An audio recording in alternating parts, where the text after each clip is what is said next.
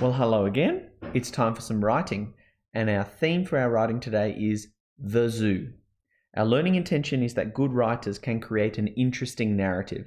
Remember, narrative is fiction for fun.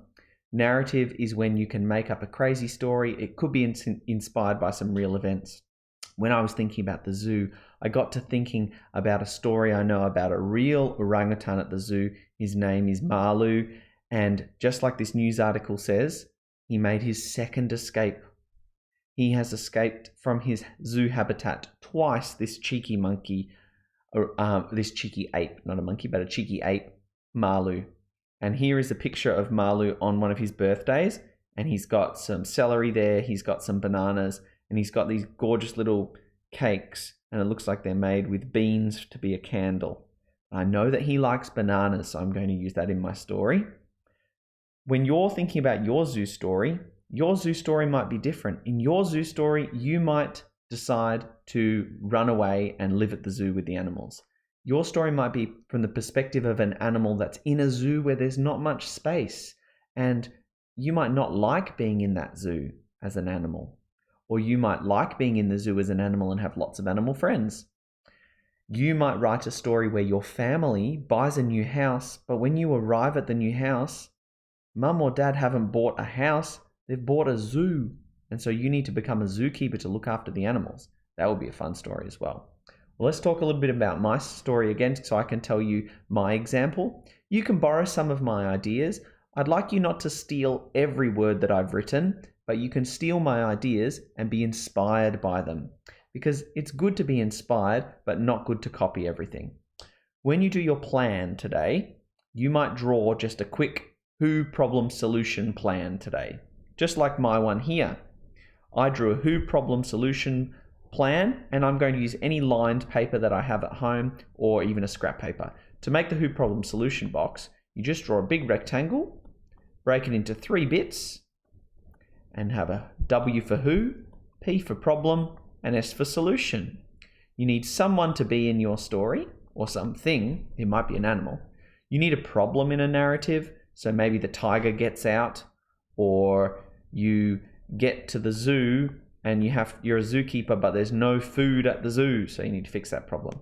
And in the S, you solve the problem. So maybe you go to the supermarket and you get a big trolley filled with food and you take it to the zoo. Okay.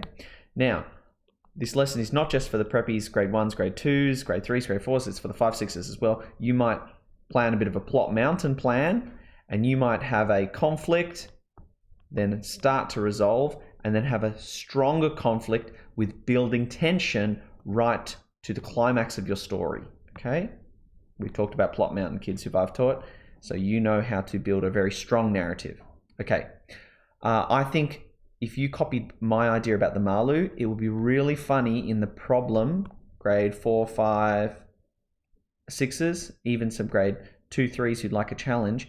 In the problem, wouldn't it be funny if the orangutan stole a hat from somebody and pretended to be a human and then went around the zoo looking at the other animals and then lined up at the gift shop and bought a teddy orangutan and then went back to his enclosure at the end of the day and nobody knew that he was even missing? That, like a little Malu's big day out kind of funny story. Well, in my story, there's Malu and me. Malu runs out, he escapes from his habitat and he eats all the cafe food. So I make a banana path and he follows the banana path back into his exhibit. That's how I solve the problem. The solution is like saying, how is it fixed? Okay, it's a little bit like saying, how is it fixed? If you find writing really hard, perhaps you could draw your story. The title of my story is The Day Malu Went Missing. But I think I could come up with a better one. I just haven't yet. My story goes like this. I was looking through the window of the orangutan exhibit at the zoo for nearly half an hour, and I could not find Malu, my favourite orangutan, anywhere. Suddenly I heard a loud bang coming from the cafe area. Oh no, I said out loud. I think Malu has escaped. I knew that Malu loved to eat sweet things, and that the cafe chef had just made a yummy batch of chocolate chip muffins. The smell must have made Malu break out of his zoo habitat. As I ran to the cafe, I saw a big hole in Malu's fence. I think I need a comma there. I saw a big hole in Malu's fence. He must have escaped. When I got close to the cafe, I hid behind a rock and saw that big, furry, beautiful orangutan. He was shoving cupcakes, cookies, ice creams, and lollies into his mouth like Cookie Monster. I knew I had to help. If he did not stop soon, he would get a bellyache. I found some bananas and made a trail back to his zoo habitat. I heard Malu's loud sniffing. I knew that he could smell his favourite treat, bananas. Malu followed the trail back through the fence and sat down under the shade of a tree for a rest. His tummy was like a little mountain. He slept happily while the zookeepers fixed the fence. If you ever go to the zoo, you will notice that the cafe near the orangutans does not sell choc chip muffins. Now that last bit I just made up for fun. But in my narrative I had a character, a problem, and a solution. Now I don't want to highlight that way. I want to draw with my highlighter, please. Thank you, OneNote. My intention was to create an interesting narrative. Well, how did I make mine interesting? I tried to use a lot of expressive language. I wanted to use some words that got people's attention. Sweet. I'm using wow words here. V vocabulary, my VCOP friends. Yummy. Habitat is a nice juicy word because it explains. Big hole.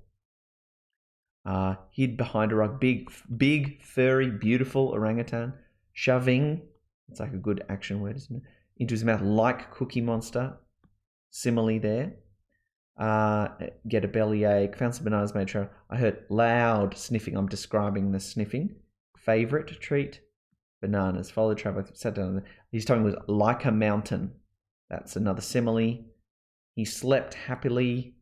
Fix the fence. You'll notice it's not sell choc chip. I suppose choc chip describes the muffins.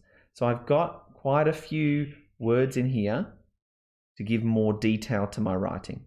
Because my learning intention was to create an interesting narrative. Now you might be inspired by my idea and write a story about Malu escaping at the zoo again. Or you might come up with another narrative that has something to do with the zoo. And that's okay as well. I want you to try and keep it to this idea of animals and something to do with the zoo. Remember, you can be inspired by my ideas, but please don't copy every single word. Look forward to seeing your writing. Keep trying your best today. And if you find writing really, really hard and you can't write, maybe draw some pictures to show me your work today. If you finish your work early, you might like to turn your story into a little book. So when you come back to class, you can add it to your classroom library. All right, have fun doing your stories and keep an eye out to make sure that Malu hasn't escaped nearby you. Maybe he smelt some choc chip muffins coming from your house.